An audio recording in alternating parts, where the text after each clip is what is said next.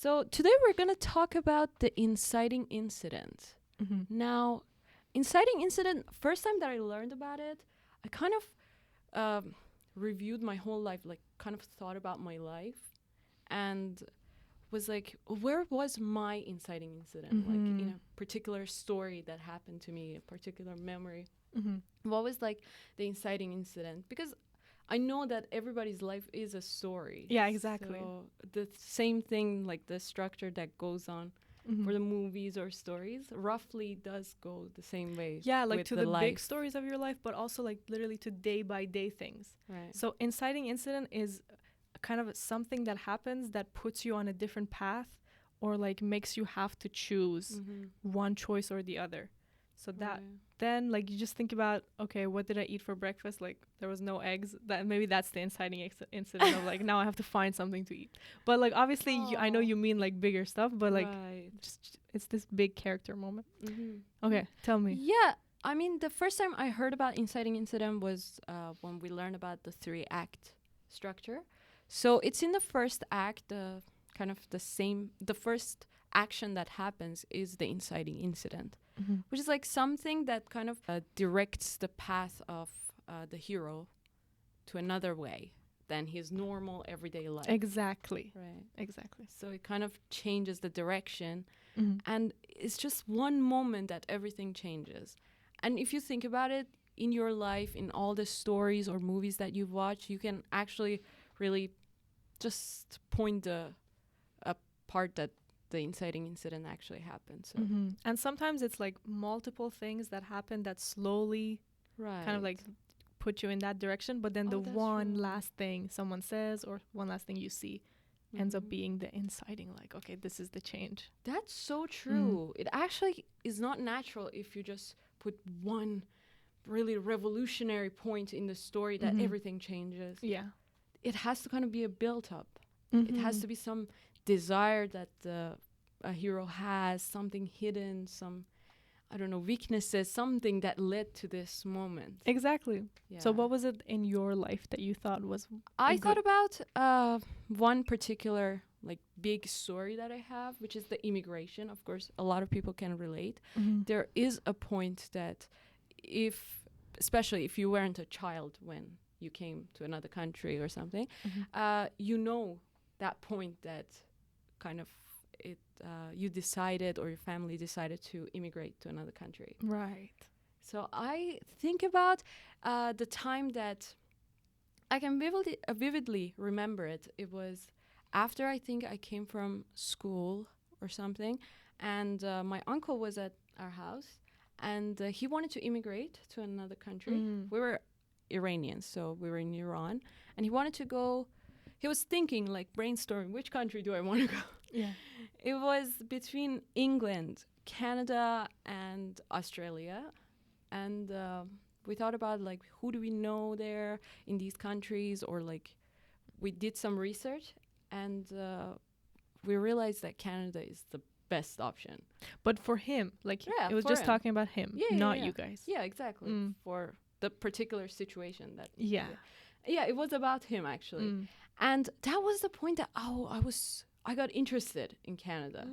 Like I spent the whole evening that day and whole night just on Google searching about Canada and watching the Google images, just pictures and all that. Yeah. And before that, I also remember one point that, as we said, like moments lead to this inciting incident. So I remember I was in 8th grade, and our teacher told us to give a presentation about a continent, each continent. So each group got a continent to talk about it. And my friends and I got the America. North America, yeah. Yeah, North America, basically. And we were to talk about that. And my friend was in charge of providing like the pictures for the slideshows and all that. So she sent me a bunch of photos, and in one of them caught my attention.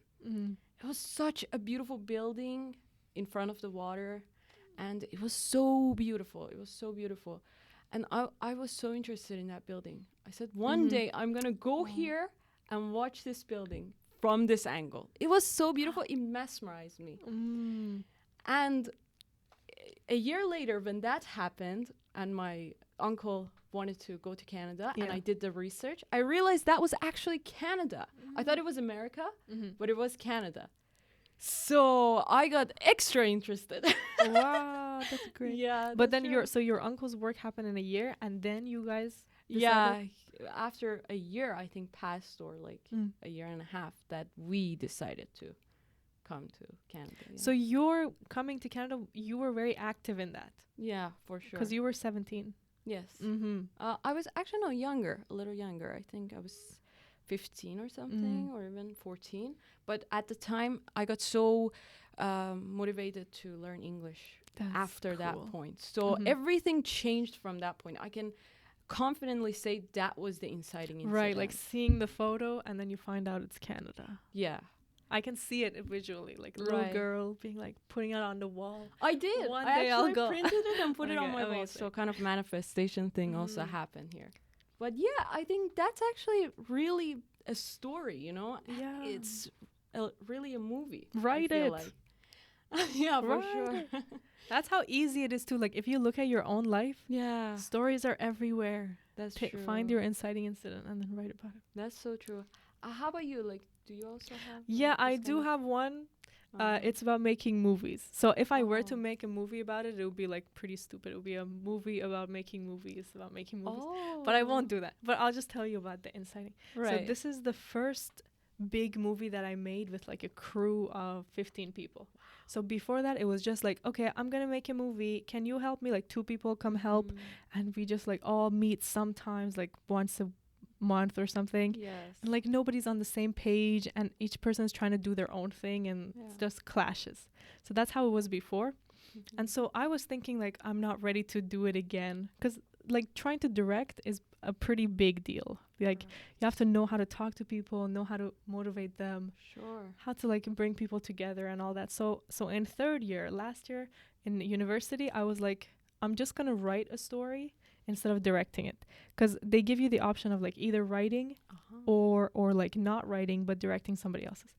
So I spent all like few months writing. I think I showed you this story. It's just like 2 people talking, and then this girl like realizes she's not seen the way that she thinks she's seen. So I wrote this for a long time. I thought I was just gonna give it to somebody else to direct, and then we read it at school. And it was like, it got okay reviews. Like it wasn't like, they said change this and that. And I was still changing it. And like in my head, it was like, okay, this semester is like almost over. Yeah. I wrote my script, either it gets made or not. And then that'll be it. Right. But then one random day I was talking to my friend who like we worked together last semester. And she was like, you should direct. And then in my head, I was like, you're a crazy person. Like there's no way that I could. It's just out of the question. I already wrote like for months I was writing. Now you're saying I should go do like months more work. Wow. And like in my head it was just a big no. But like at the same time, like it puts the little seed in your head. Yes. Where like if somebody tells you could do something, you kind of like start to believe it, you know? Yeah, that's right. Exactly. Even though before I was like, oh, no way. Like I can't work with 2 people. You're asking me to work with 15. But then, and then I remember like this is the inciting incident. So we were just coming out of class, like 4 people. It's dark outside, just standing outside. And each person is talking about how they're about to pitch themselves to direct like the next day or something. They've prepared a little presentation. They're going to say, this is the script I want. This is why I should direct it. And they were like, Moral, are you going to do it? And I was laughing in their face like, no, it's tomorrow. What are you talking about? I was writing for months. Like, of course I'm not. But then they were like, I think you should. And then this was the second person saying, like the 4 people were saying basically. So it was like the 5th people telling me. And then for a second I was like, wait, why don't I? Maybe I should just do it. And so it was the next day. I just went home, created a presentation.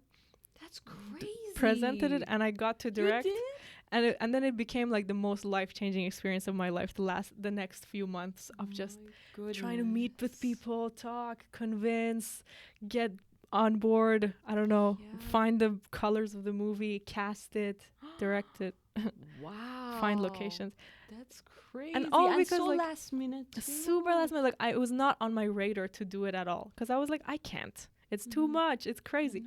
And then we ended up, just because people were like, you should, That's Oh so my- okay. interesting that Mm. how other people's words actually influence us that Mhm. much. We don't believe in ourselves that much, and Right. then until like a bunch of people I actually know. validate. It's so easy to just say to yourself like, no, this thing it takes too much time, and this one like I'm not ready for. But then as soon as somebody else tells you, it's just like the working out. Like when your kind of coach was like, you could do more, and you're like, Right. no, I can't. But then you do it, and you could.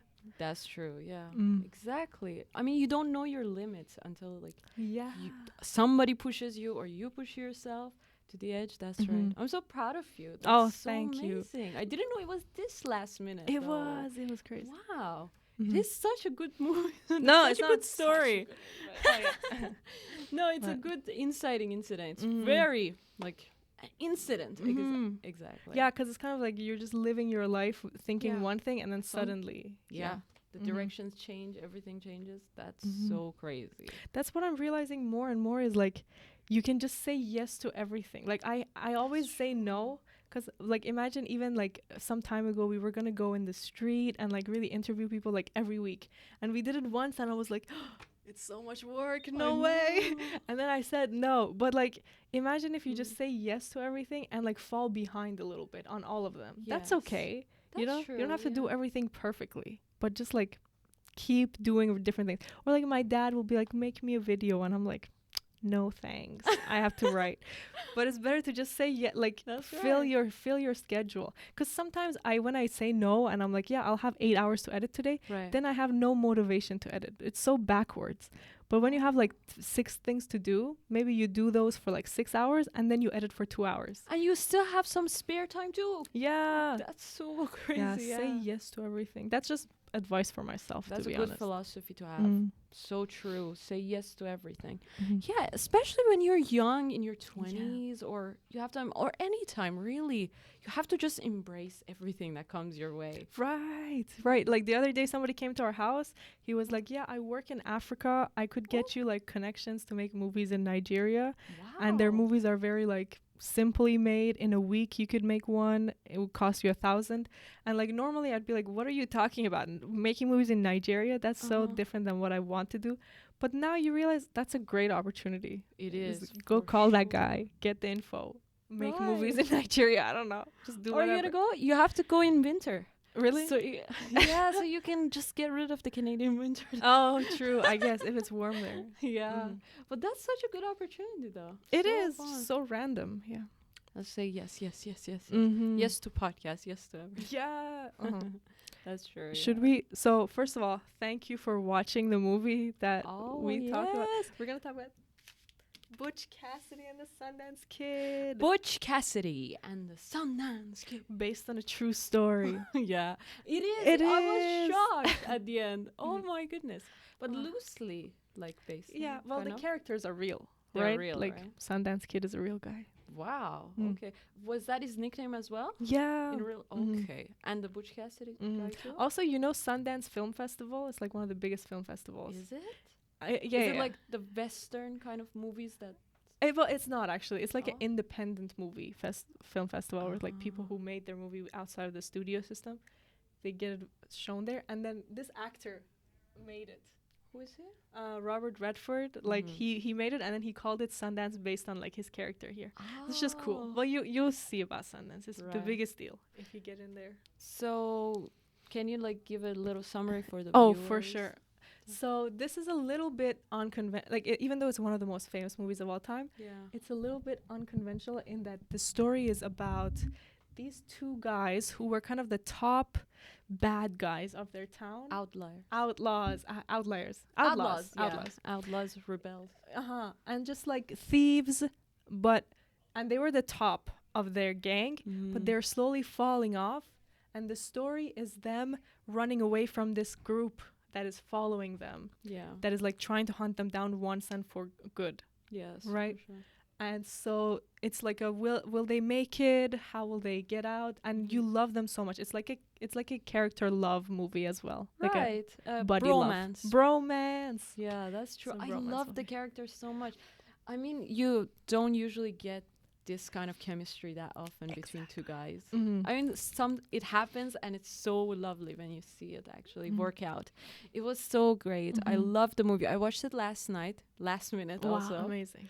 Yeah, and I loved it. It was so different though. Like the style is kind of different. Sometimes you get a little bored, as I said, because it's just the way that they filmed it, and the script, as Maral said, is like is very visual. So like I remember the very first time I watched this actually, because if you remember, the first like good 30 minutes are like very much like just looking around, trying to see what the story is. They're not telling you what you're I was so after. confused at first. Like I wasn't sure if I'm gonna follow I anything. know. I couldn't understand any of the characters. Because we talked about this the other week, like the first 10 pages you're supposed to like set up what they're looking for. Right. They kind of do it here, but also not really. That's true, yeah. But they do show it like in the first few minutes. So you have he's in the bank. Yeah. You have that, so you know that's gonna repeat itself in the movie. Right. 2, you have the character and the cheating. They cheat on some poker games. So you get the idea of their characters also. Yeah, they're crooks, and also they're really like good at shooting, for example. Right. And then you get the interaction with their gang. With their gang, yeah, that's the So one. That's the one that I get think is the like kind of inciting. Right. Yeah. But you can also not say. No. The inciting incident is actually not that. Which one do you think it is? Inciting incident is definitely when the guys are following them. That's what I think too. Yeah. That's why I have both options. That's what, because before that it's like they don't have that many big problems. Like yeah, their gang is a problem, but like they do their thievery, like they're just living their daily life until one day it goes wrong and then they start getting followed. That's what I think is this inciting incident too. But that's on page 67, so that's an hour in. 67? Yeah. So how long was the script though? How many pages? I forget. I think it's 140. 140. 160. Oh. Pretty long. Yeah, it was actually in the middle. Like I think when I was watching it, it was like past 40 minutes. Exactly. It feels like midpoint. Yeah, I was like, where is this incident that is gonna happen? Like, is it gonna start? When is the act is gonna start? I know. It's just like Psycho actually. Have you seen Psycho at all? Psycho, it's like no. Well, okay, I won't talk about it. Then we'll get too distracted. So I was watching it. The first 40 minutes kind of boring and like wondering what I'm doing with my life. This was like 2 years ago. And then my dad walks in. He's like, "Moral, you're watching movies again. This is a disappointment. You suck." And then he made me stop watching and like go do something with him. I don't know. But then when I came back and watched the second half, suddenly like you forget kind of how boring the first half was. Right. And then I loved it. It became my favorite movie. That's true. That's a random story. But yeah. I was just gonna say that. So it starts actually. I think the inciting incident that totally changes the course of the story is when they're trying to rob a train or something. Yeah, there's a bunch of money, I think, in the train that they wanted to rob that, and that's exactly when a bunch of like 5-6 guys on horse start running to them. And only these 2 guys and not the whole gang. So yeah, they just follow them everywhere.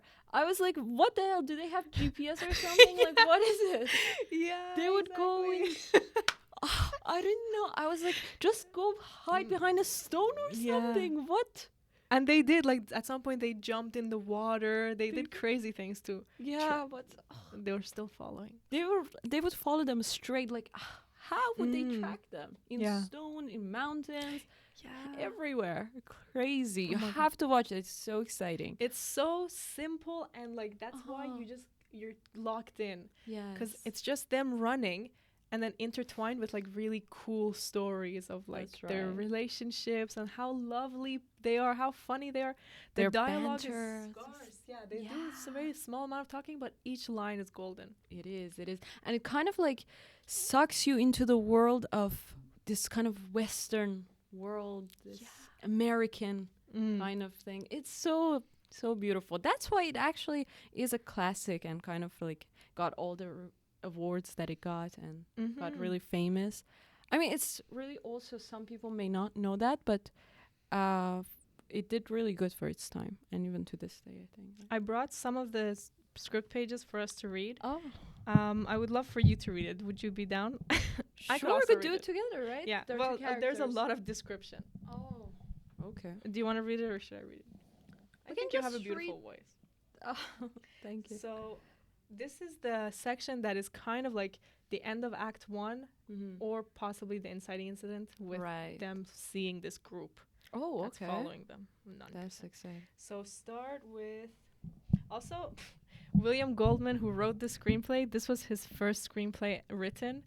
And he wrote it insanely visually. Like, even normal screenplays aren't this visual. But he has, like, cut to one shot. And then cut to one shot. Like, he wrote it totally as if he was going to be the director. My goodness. But guess what? This screenplay, he sold it. Guess how much he sold it for? I don't know. So, he was a writer. He was already a novelist. They asked him to write this story about these two robbers. He wrote it, and it was so good that they bought it for $400,000 from him. This is back in 1967 or something. Wow. $400,000 for one screenplay. Yeah, and it was his first one, too? Yeah, he was 30. My goodness.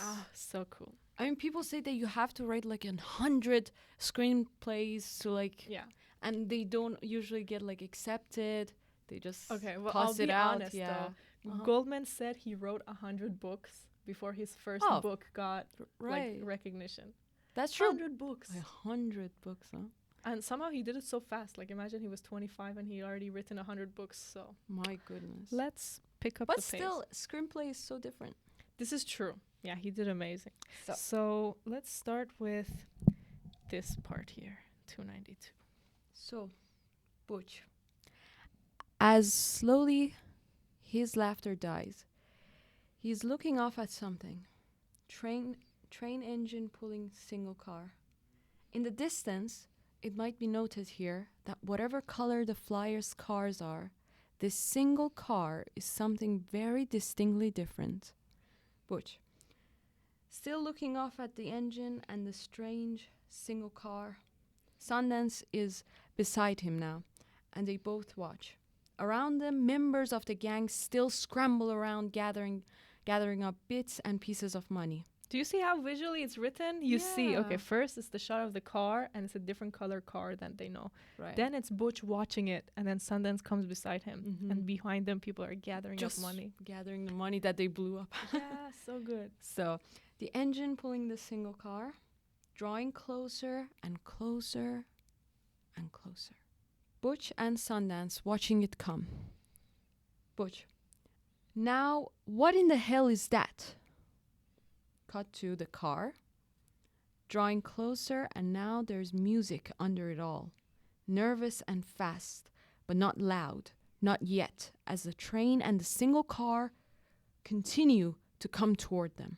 Butch and Sundance looking at each other in absolute bewilderment. And, you know, he famously is the one who said in screenwriting, nobody knows anything. You could have all these rules, but at the end of the day, we're just all writing what we see and, like, what's in our head. So I just wanted to show that little section of, like, how he writes and also how he builds tension. So this scene here, I don't know if we should read it. So this is the inciting incident. Do you think we talked about inciting incident enough? Or should we read? I think so. We can read this one. Okay, let's read it quickly. Okay. Do you want to be Butch or Harvey Logan? Harvey Logan? Who's that? That's one of his gang members. Oh, okay. I could be Harvey Logan. Okay, I'll be Butch. So, Butch and Sundance. Butch dismounts. Sundance stays still, watching. You got everything I told you wrong. When I left, I said we might hit the flyer, but even if we did, it wasn't this run and the one after. The return. Now Sundance and me been out checking the bank situation and... No banks. What? In the doorway to one of the cabins is Harvey Logan. He's a big man, thick and powerful. He was, in reality, a terrible man. Vicious and frightening, and some of that should show. The flyer, Butch. Butch looking around at his men as he talks, explaining as a good teacher might. Now, how many times have I told you people, banks are better than trains. You can rely on a bank. They don't move. They stay put, and you always know there's money inside. And my orders were... Moving away from the cabin towards Butch. New orders been give. Harvey, I run things here. Used to you did. Me now. This don't concern you. He talks kind of weird. Silence, seated on his horses, looking down. That's Sundance. Tell him to stay out. He goes his own way, like always. Then he suddenly whirls to face the gang of men who stand bunched, watching. Butch moves towards them, talking as he goes. So this is like the first time that their authority is questioned, basically. You know, they're the cool guys, but then this guy, Logan, is like, no, I run things now. Right. And then I want to show you one little other section. Oh, you know what? I brought one more, but we're not going to read this. But if you want to check out the screenplay, on page 10, there's like another potential inciting incident, which is like them talking about how they want to go to Bolivia, remember? Because they end up going to Bolivia at the end. Oh, but that's not the inciting. It's what builds that. Yeah, it's almost like it's still them in their normal world, like with their dreams, right? Yeah, that's true. And it's like their desires. You get to see the characters' desire for the first time. It was so interesting for me that the character, the Butch, right, was actually talking to Sundance, and he said that he always wanted to be a hero. Yeah. When he was a kid. That's such a big thing, though. When you realize it's just so unique. Yeah. Usually, and even though it does follow a lot of the beats of like a regular story with like introduce characters, show them struggle, have a goal, really succeed at some point, and then fail. Like it has all those beats, but it just feels really modern. Okay, so this little section again, I just brought out to show like how this guy writes. It's so different than. Like, at least the number of screenplays I've read, I haven't read anything like it. Okay. Yeah. William Goldman is hilarious. So, main title sequence. This is when the titles are showing. This is a series of shots which, for the first time, really open up the story visually. No one writes like that. Oh, that's great. Up until now, the scenes have been Western, but they haven't attempted to include any of that incredible feeling of awesome size this kind of picture ought honestly to have. What the hell? He's talking about the movie in the screenplay. He's like, yes, it hasn't shown any shots in the movie that like Westerns usually have. It seems like just a personal note or something really unofficial that he wrote down. Yeah. Like on a sticker and put it there, but it's actually in the screenplay. Exactly. It gives you like so much freedom to like go for your own screenplay like this, I feel like. And he got $400,000. Exactly. But that's why, because it's just so good. He totally gives his imagination and writes his imagination on the paper and gives it to the directors and all that. It's William Goldman. It's not any other writer, you know? Yes. It's his vision. I love that. Now, in this series of cuts, some with Butch and Sundance writing, some without, we get it all. There's a feeling of time passing, of distance, of changing terrain.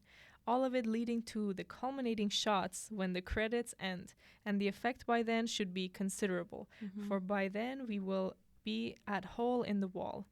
A list of shots might include... Now, here's the thing. If you're writing for a director and you write like, here's a list of shots I suggest, they will immediately throw that out. Wow.